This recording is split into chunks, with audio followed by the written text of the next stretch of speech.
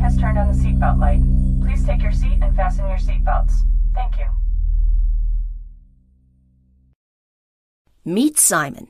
He's a technical writer who uses MadCap Flare to create online documentation for medical professionals. Meet Brad, Angelina, John, Paul, George, Ringo, Yoko, Spicoli, and Dude. They work with Simon. Meet all these other people. They're customers who read Simon's documentation. One day, Yoko went down to Simon's office in Storage B and told Simon that there was a typo in his documentation. Apparently, Simon had mistakenly told his readers to treat patients by giving them Lipitor.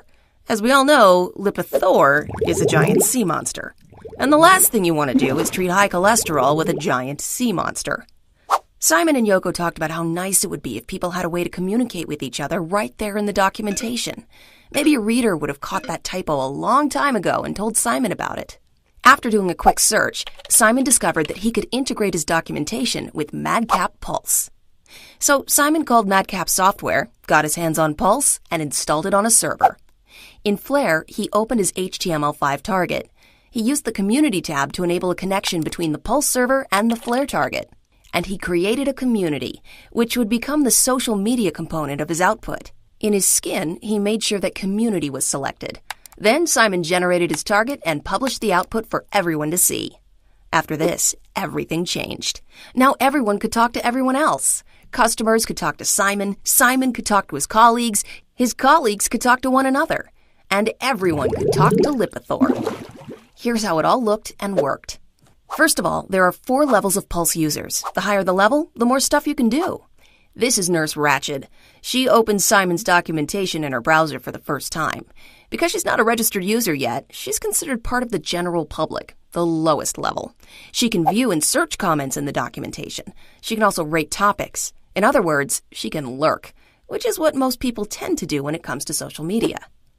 But Nurse Ratched wants to ask a question about lobotomies. To do this, she needs to join the customer user level, also called the basic user level. So she clicks this link to register.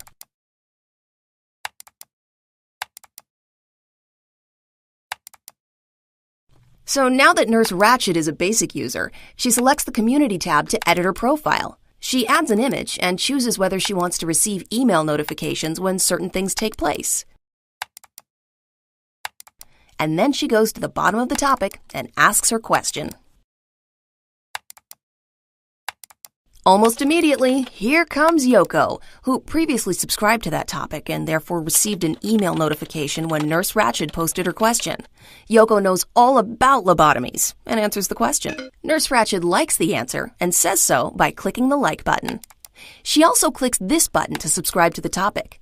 That way she can receive emails whenever someone has a comment, status update, question, or something else in the topic.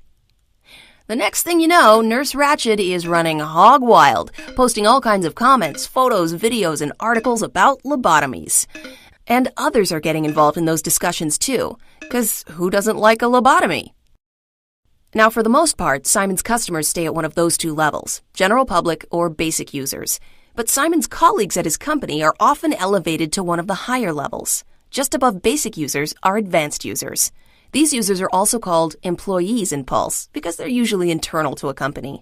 Spicoli and Dude here are web guys at Simon's company, and they're both advanced users. That means they can do everything that basic users can do, plus some other things. They can access a bunch of special features or apps in their Community tab. And they do things like assign tasks to one another. They can also join custom groups in the Pulse community. For example, Spicoli belongs to a group called Lobotomies with John, Yoko, and Ringo. And Dude belongs to a group called Restless Leg Syndrome with Paul, George, Brad, and Angelina. Groups allow them to form discussions around their own areas of interest. It's like the VIP room at the back of the nightclub where P. Diddy, Snoop Dogg, and Charo meet up. The highest level is Administrator. These people are like the Wizard of Oz. They have complete access to everything behind the Pulse curtain. When Simon installed Pulse, he set himself up as an administrator because he always wanted to be a wizard. To get behind the curtain, Simon opens his browser and enters the path to his Pulse server. As an administrator, Simon can do everything that everyone else can do. Plus, he can go behind the curtain and do all kinds of other things. For example, he can promote people to become advanced users or even administrators. And he can create groups like the ones just described. Lipitor tells Simon that he wants to be able to create his own groups for monsters. So Simon goes behind the curtain and makes Lipitor an administrator.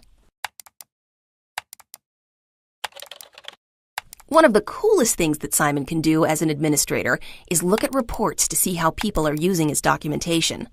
For example, he can run a report to see which search phrases people are using but getting no results on. He might see that people are searching for the word drug, but he actually uses the word medication in his documentation. As a result, people aren't finding the information they need. So Simon goes behind the curtain and opens a page called Synonyms. On this page, he creates a connection between the terms drug and medication. So now when people search for the word drug, they find all the topics where the word medication is used. Not only that, but in the search results, Pulse comments are found along with the regular topic content, so that makes it even easier for people to find what they need, which makes everyone very happy. And that's what Pulse is. One big happy community of people. And a giant sea monster.